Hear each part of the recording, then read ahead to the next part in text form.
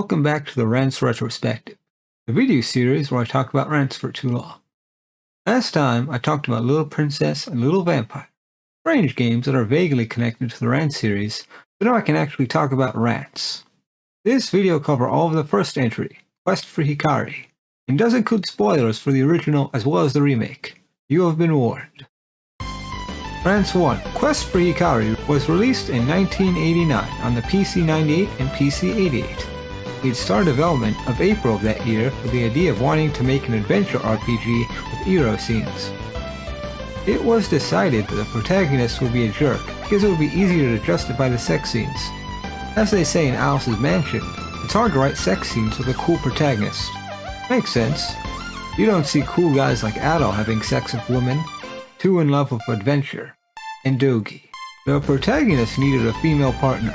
The director, Tada, wanted an energetic mage girl that could stand up to him, but Hakase, the CG artist, came up with the idea of making her a slave. It's interesting that such seemingly whimsical decisions would go on to be the foundation of the series as a whole and create such unique main characters. The development overall took 3 months. The cover of the game is quite fascinating. You'd think that the cover of the game would have Rance, Phil, or maybe even Hikari. Instead, the character on the cover is Tomato Puri, a character that doesn't actually appear until the second game. Even stranger, she's holding what looks to be Rance's original sword. As for why she's on the cover, it's a mystery. I can only speculate that Tada or Hikase came up with a design they liked, but couldn't fit it into the game. It still wanted to make use of it somehow. I think it's very telling about Allosoft's design philosophy at the time, and is still somewhat prevalent today. The idea of not allowing cool concepts to be forgotten, instead often bringing them back better and more polished than before. The game starts with a scene of a girl being abducted.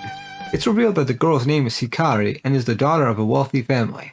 Rance is hired to track her down and rescue her. They went to Paris Academy, so Rance sends Syl there to infiltrate the school and gather information. Then you're just dropped into the game. It's an adventure game in its core, where you're supposed to go around the city searching for hints of what to do next. It's a step above Little Vampire in that you're not constantly navigating menus, there's an actual map this time. There's even an information shop which can give you hints of what to do if you find yourself stuck. Thankfully, there's nothing too complicated in the game, but there are moments of adventure game logic where you have to do things in a specific order to progress. There are guides available, so it's another option to make the game easy. One of the first things that stuck out to me is how bad the English translation is. It's basically a machine translation where you can understand what's being said, but there are frequent errors, like calling the character Princess Leia the Queen, even though that's a totally different character that's the Queen. Anyway, as Rance stumbles around the city, he'll eventually come across a girl in the park seeking help. If Rance helps her, then she'll reveal herself to be a ninja and will rob him of all his money, if he has any. Rance can also visit Syl in Paris Academy, where she was able to successfully enroll. He doesn't actually have any useful information about Hikari, but she looks cute with the glasses. Eventually, Rance will learn about a group of thieves operating outside the city. Recently, they have taken the barkeeper's daughter, so he pays Rance to rescue her, as well as promising to give him a castle pass, which will give him access to another part of the city. The gold he gives you, plus the money you can get from Syl, is enough to buy the best equipment from the weapons store. It's odd. There's lower tier armor and weapons, but there's no reason to ever buy them when you can easily get the best stuff early on. So, this is when you're able to venture outside the city and encounter the combat for the first time. It's simple, as you may expect. You can attack, use an item, use a spell, or flee. The best strategy is to spam attack until the enemy dies, which shouldn't be difficult if you have the best equipment. What is annoying is how often Rance misses. It happens constantly and makes battles drag on longer than they should. Luckily, enemies are just as blind, so Rance doesn't often take damage. Interestingly, there's a mechanic where Rance can learn magic by having sex with Syl. This is quite bizarre, as Rance is described as a swordsman that's incapable of using magic. I can only assume this was included as a way to have more options in combat without much thought on how odd it is for his character. There are 5 possible skills Rance can learn. Which one he gets is determined by what positions are chosen in Syl's scene. Magic Missile is probably the most useful, as it deals a lot of damage, enough to one-shot most enemies and doesn't usually miss. There's a spell to read enemies' minds. Most of them simply say, "I'm going to kill you." Very useful information. You can wander around and search for monsters to fight, but there isn't much of a reason to other than obtaining more experience. Hannies are the most dangerous opponents in the game because of their penny flash, attack that does a lot of damage and can't be avoided. There is an item Rance can obtain if he's the right level that can nullify the Hanny flash, making even those fights trivial. What is interesting here is the rules for the Hannies haven't been worked out yet, though you can use magic against them. In later games, Hannies have an innate magic barrier that makes them immune to any magical attacks, so enjoy demolishing those clay creatures of magic while you can. Hannies have a minor role in this game as monsters you can fight, but they're immensely important, not just to the Rance series, but to Alisoft as a whole. They're a mascot of the company, with Tada being the Hanny King. All the monsters were drawn by Tada. They might look a bit amateurish, but I think they have a lot of charm. The CGs by Hikari look nice too, most of the time. Rance infiltrates the thief's hideout, encountering a lonely man stuck in a wall. Rance has no means of freeing him, nor does he seem to care anyway. You can get a bad ending in this area if Rance assaults one of the captured girls. I think it's kind of odd you get a bad end for acting like Rance, but I suppose this is too far even for him. The CG you get from it is silly looking, I like it. There's also a ninja, different from the one from before. I will give herself to Rance if he can answer 3 questions successfully. Don't get a bad end from this, maybe because it's somewhat consensual. Rance defeats the thief leader, saves the girl, and returns to the bar. Now, with the castle pass, Rance can access the rest of the city. Here, Rance can meet with Mickey from Little Vampire. It's cool to see connections to Little Princess and Vampire already being established. Unfortunately, Kintaro's nowhere to be seen, but Mickey's still cute. There's a kind of side quest about stealing her panties for a perverted mouse. It sounds weird, and it is, but it's worth doing. The most important part of this section is the Colosseum.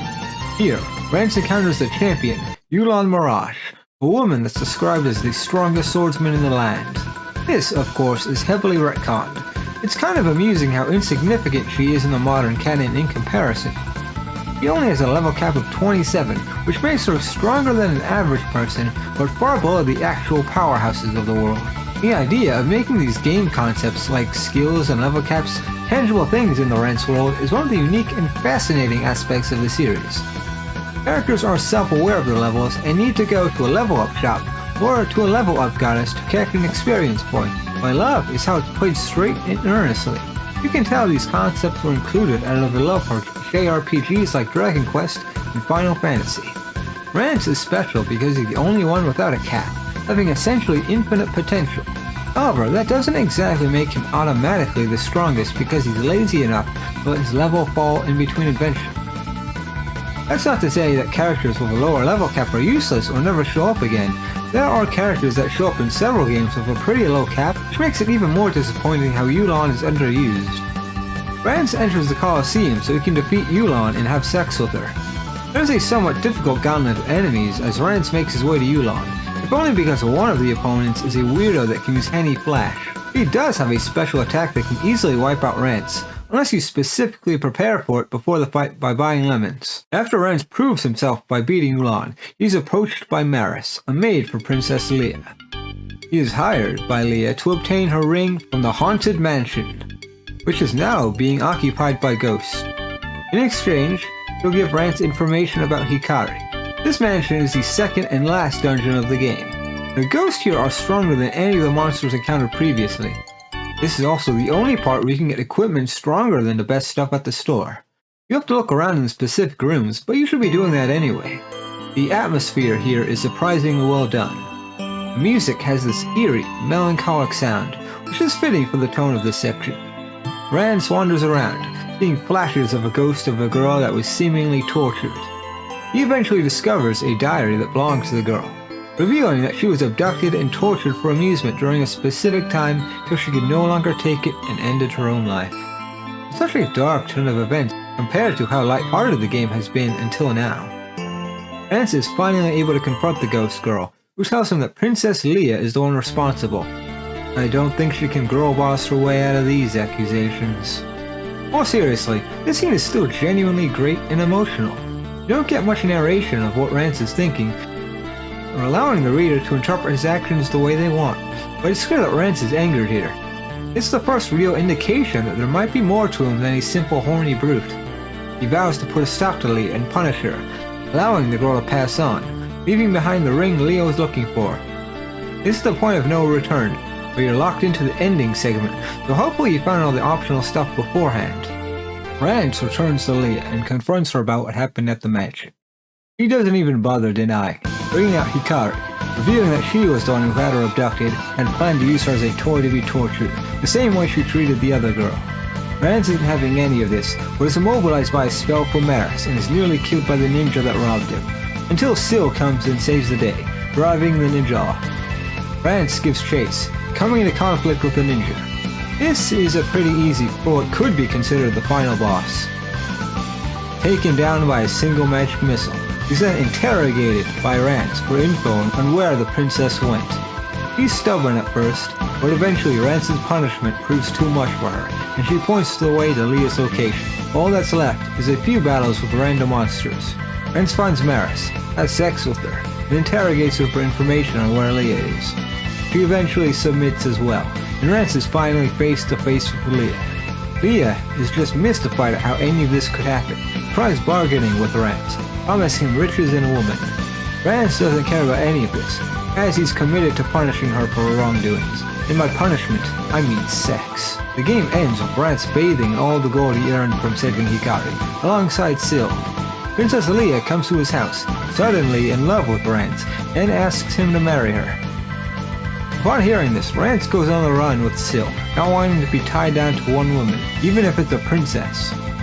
I think this is a perfect ending to the game and summarizes Rance's central philosophy brilliantly.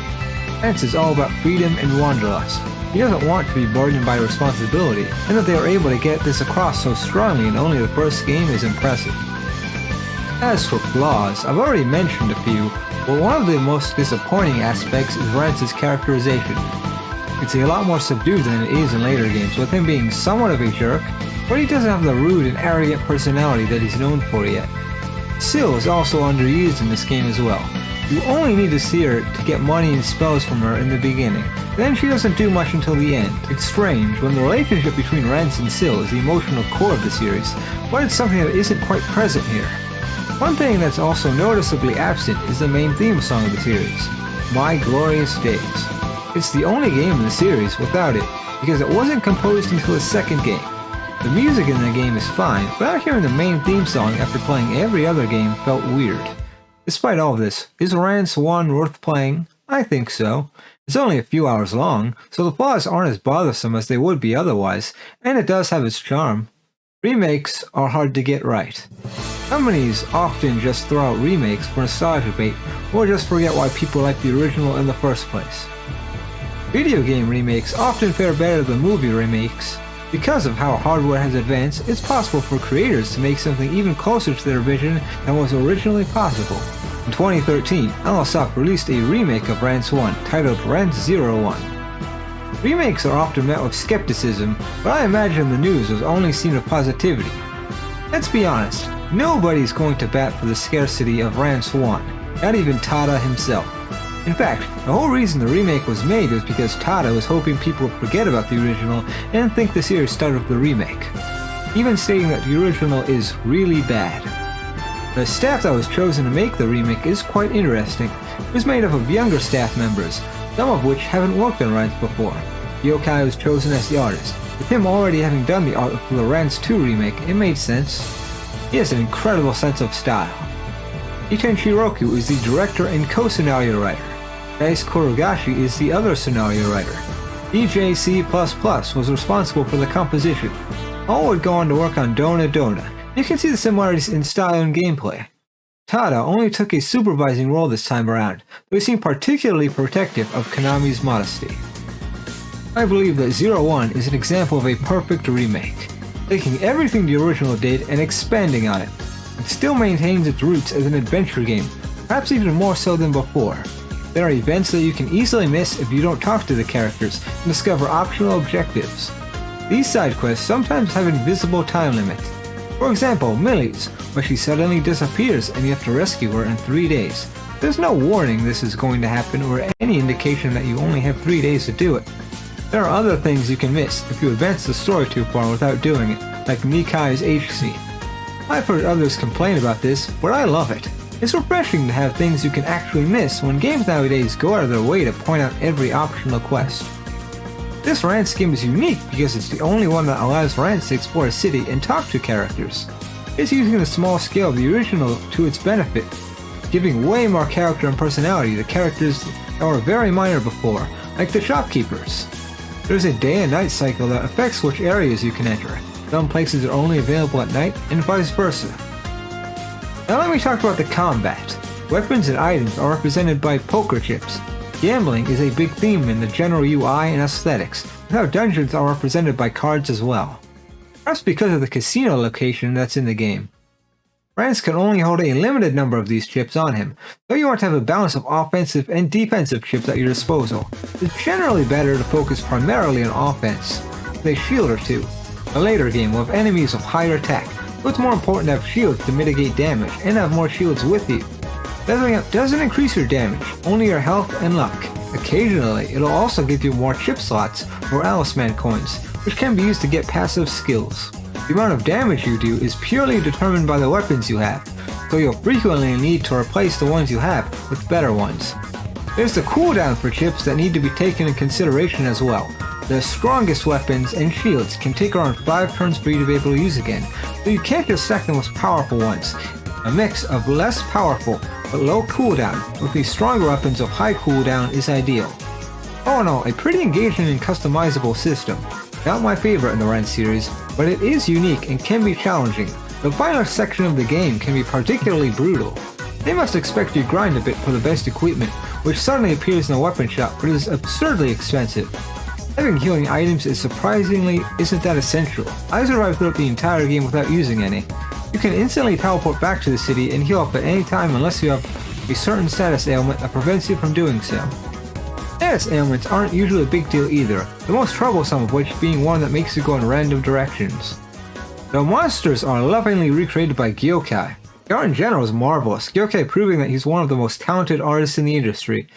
And this is before his art evolved into the bright, colorful style found in Dona Dona. The core plot is the same as the original game, with more details added, of course. I think the story gets criticized for being rather simple compared to the storylines of later entries.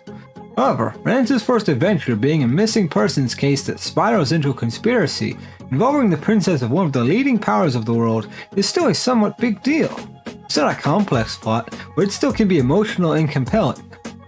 It's nice to see how these humble beginnings compare to the escalating threats of later games. One of the best things about this game is Rance's characterization. While lacking in the original, they made up for it here. This was an opportunity to explore younger, less experienced Rance, and they nailed it. This is displayed in dialogue with other characters and his inner monologue. This leads to a lot of good comedy of Rance. This game is genuinely funny, and a lot of it is due to Rance being a dick to other characters. Even the H scenes can be funny, the most amusing being the one with Patty the Summer, the owner of the item store. In that scene, he helps her overcome her fear of water as an excuse for sex, and in that scene, he starts to drown her for basically no reason. It may sound cruel, but it somehow doesn't come across as too mean-spirited. In part because of the goofy face Rance makes in the scene, and he doesn't actually mean any harm. He's just a horny idiot. Best yet, his method is actually somewhat effective in helping Patty overcome her fears, so everyone is happy.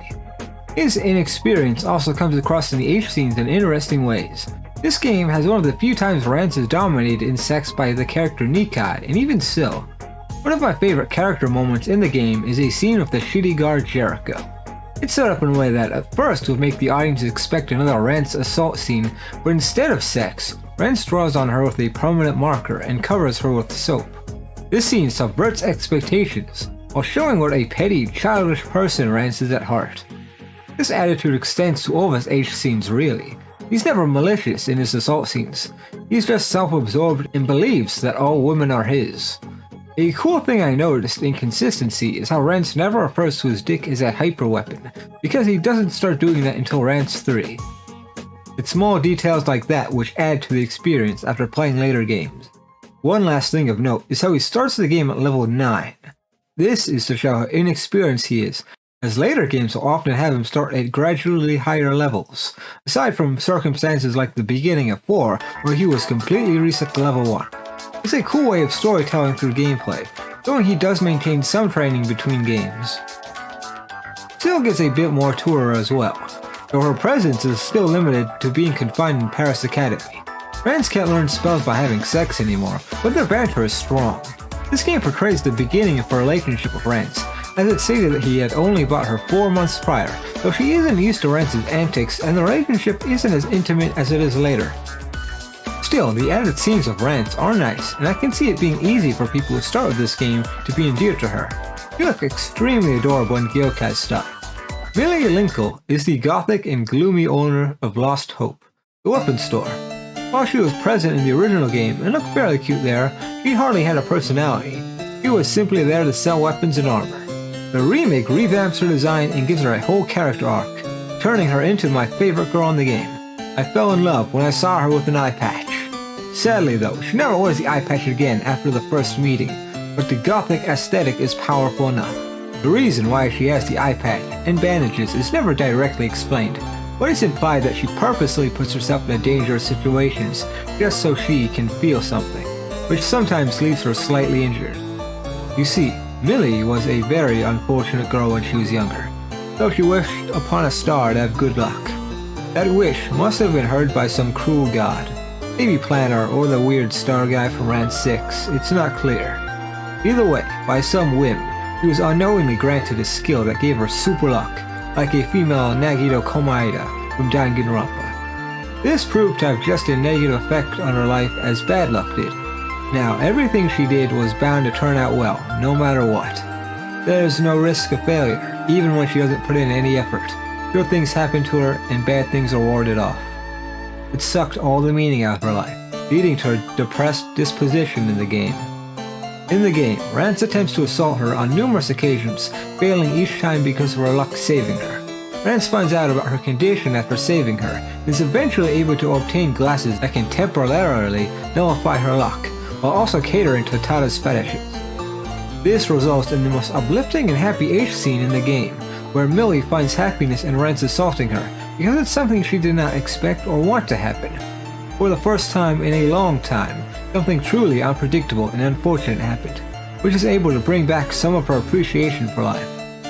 Her character arc resonated with me, and it's only a small part of the game that's totally missable. It's a real shame how she will never be important again, only appearing briefly in 03, but that they were able to make a compelling, memorable character in a fairly short game is commendable. Willis the Level Goddess is another interesting case. In the original game, she was simply an unnamed level shop girl. She'd become a reoccurring character in every game after as a level goddess that levels Rance and his party up when they have enough experience, as well as becoming more of a real character. Of course in 01 they named her for consistency, and in this game she's kind of inexperienced like Rance is. She's not yet a level goddess. That happens between this game and the second game. For now, she's just a mortal woman who can level people up, aspiring to become a real level goddess someday. She doesn't get a character arc like Millie, but seeing her in the state in contrast to her later appearance is nice. A fascinating detail is how it handles her boyfriend character. In the original game, she mentions having a boyfriend, and you can even fight him in the PC-88 version. In the remake, Willa speaks of having a boyfriend, but when Rance talks more about it with her, it's shown to be more of a one-sided infatuation. The man that she speaks of is heavily implied to be Me Lordring, the character that was introduced in Rance Quest, the 8th entry, and is retroactively added in 01. In 01, you can randomly encounter him in dungeons and he will fully replenish your health. He's very eccentric and carries around a doll replica of Alice, one of the main gods of the world, not the Alisoft mascot. Me Lordring is a really cool character that I'm quite fond of and will speak more of in the future when it's relevant, but he has a very minor role in this game. In contrast to his appearance in Quest where he's bald, in 01 he has a full head of hair. There's an actual kind of tragic reason why he loses his hair, but it's not something I'll go into until Rance 3. You may ask why he of all people is chosen to be the object of Willis's love. The reasoning, I think, is because in the original game, the level girl mentions how her boyfriend is a level 12 priest, which lines up with Lord Ring's occupation and level at the time. In addition, there's a joke in Quest about Lord Ring being popular with women, but he's too devoted to Alice to notice. The idea of Willis having a boyfriend is important because it makes her seem more like an average girl, makes her more human and relatable, in contrast to her status as a level goddess later. Menad Shisei is another case of a character that didn't have a name or personality in the original game. Her case is fascinating. Menad herself first appeared in Kichiko Rance, which is not entirely canon now, and marks the end of the classic Rance timeline. It's unclear to me if Menad in that game was supposed to be the same as the Gate Guard in Rance 1, but they both have blue hair, so making her the Gate Guard in 01 is perfect. Menad as a character is simply adorable, yet cool. She's capable enough to handle herself and is more confident than Rance in some ways. The only reason Rance is able to win her over at all is because of him constantly sabotaging her during their competition. He falls in love with Rance because he saved her life, not realizing it was his fault she was put in danger in the first place. Their relationship is pretty wholesome. She's insecure about her own femininity, but Rance assures her that she is cute, which does seem to give her more confidence. Hazuki is another character that had a lot added to her in this remake. In the original game, she was a girl that would strip at the casino. Nothing more to her, but the remake turned her into the antagonist for a side quest. She appears innocent and kind on the surface, but deep down, she's rotten to the core. She's been scamming people as a dealer at the casino. She's basically a kaiju villain. Rance gambles against her to get her to strip, but fails after she starts cheating. There's a series of events involving the Dell sisters, who were present in the original game. Their story here is virtually the same, except Hazuki is the reason why the older sister was imprisoned. I like how Hazuki was used here to tie everything together. After discovering the secret to how Hazuki cheats, Rance is able to challenge her in earnest. Winning against her here and making her strip completely is still somewhat luck-based. The AI does seem to favor the player, but you can still get it wrong and lose money. After winning 8 bets, Rance will be awarded 10,000 gold and humiliates her with an HC. Hazuki is left with a reputation in the gutter. He's not even allowed to wear clothes in the casino. It's just paint. A bit cruel, but who knows how many people she has conned out of their money at this point. In the end, she's an entertaining character with a devilish face she can make, and her evil personality. Princess Leia is the first real main antagonist of the series, and being the leader of one of the most powerful nations of the world, she will continue being a prominent character in the series. I think she's an underappreciated character. She appears like a one-dimensional psychopath that abuses other girls for amusement, but she does have depth to her. There's a line that was added in the remake that reveals she had siblings, but they all died because of them all vying for the throne of Blazes. This could just be seen as a one-off line that wants to make the audience sympathize with her, but there's a bit more to it than that. Having to grow up in an environment like that, where her own siblings were scheming to kill each other, likely led to a warped mental state and low regard for human life. It's unknown if she had to kill any of them herself, which is a chilling thought. Her sadistic urges began when they maid mistakenly killed her pet iguana. It was an accident, but Leia was devastated and lashed out to the maid. Hurting that maid allowed her to realize she enjoyed hurting other people, perhaps using it as an outlet for her stress and mental trauma. She spoiled and always got what she wanted. She never had anyone to scold her and tell her that's wrong. This changes when Rance puts a stop to her operation and takes her virginity. This is when she ceases her cruel activities and starts obsessing over Rance. She explains how it's tradition to marry the one who takes the girl's virginity, but I think it's kind of an excuse. Rance is the first one to properly punish her for her wrongdoing. In a twisted way, it's a form of affection that she hasn't experienced before. Maybe I'm overthinking it, but I think there's a lot here to interpret about her character. Her character arc and redemption continues in later games, where she becomes an even better character. It's cool that a character that started as a simple villain developed into something more, continuing to be relevant in the series. You don't usually see stuff like that. I could go on about other miscellaneous details that I think are cool, like how British is the guy that's stuck in the wall, an important character in the lore that's reduced to such a pitiful state. Mickey is still in it, and you still have to steal her panties to please a perverted mouse. Konami, the mysterious ninja character, gets even more scenes and is awesome. Yula Mirage is here and is the cutest she has ever been. Makes the lack of presence in later games sting even harder. The music by DJC++ is pretty banging. Not the strongest in the series, but has impressive remixes of songs from the original. 01 added a Stone Guard, an enemy that wasn't in the original but has become almost as iconic as Handies. They're always difficult late-game enemies, and 01 lets you fight one just before the final boss. The fight isn't actually that difficult. The Stone Guardian has tons of health, yet doesn't hit very hard. Iris has a subdued role in this game and doesn't do that much, but she's the final boss. She's the one that's most devoted to protecting Leia, so it makes sense. Her fight is actually pretty difficult. He has a ton of health and can deal a lot of damage. I think I've rambled on long enough. You get the picture. Rance 01 is an excellent game that improves over the original significantly and is a perfect starting point for new fans. It's not the most beloved in the series, but it has an undeniably fun atmosphere. During my replay of it for this video, I found myself having even more fun with it than I did when I first played it when it was released in English 2 years ago. Certain parts hit harder after experiencing every game. After all of my praise for the remake, I still think the original is worth playing. Of course, it's undeniably an important piece of history. Playing the original will only give you more appreciation for the remake and later games. Seeing it go from such small beginnings to one of the biggest names in eroge is immensely satisfying. The original is only a few hours long and is freeware, so there's no reason not to play it. If you think this is the end of the discussion of Quest for Hikari, then you'd be mistaken. There's still the OVA adaptation of 01 to cover. It's probably the most widely known piece of Rance media, oddly enough. I suppose it being animated introduced it to the anime audience, which in my opinion has had more of a negative effect overall, with people dismissing it because they think it's only a hentai series, or just making terrible memes of it. The OVA itself has 4 episodes and was released starting at the end of 2014, ending in 2016. It was animated by Studio 7, who primarily produced pornographic animation, but also have created some TV anime, most well known being I Can't Understand What My Husband Is Saying. The OVA itself is shockingly decent. Anime adaptations of games are often trash, unable to capture the essence of the source, with them being very different mediums or catering specifically to people already familiar with the game, leaving new people in the dark. Quest for Hikari, however, is a rare exception where it's enjoyable for fans and can be understood without playing the game. It does cut things like all the side quests, but instead it focuses on the main story and does a well enough job of it. It may focus a bit too much on the actual sex, but they still include the important stuff in between. I wish there was a bit more action, and Rance's Rance attack looked a bit weak, especially compared to its interpretation in the 90s OVA, which I'll cover eventually. There's a good amount of Easter eggs and references for fans of the game. I loved seeing characters from other games in the opening, like Rick, Shizuka, and Bears. That's the good kind of fan service. Makes me wish they adapted more games. A 03 adaptation could have been cool. In addition to the animation, it's one of the few times you'll see Rance characters with voice acting. The only game with voice acting is 03. Even there, Rance is only given voice acting post-battles.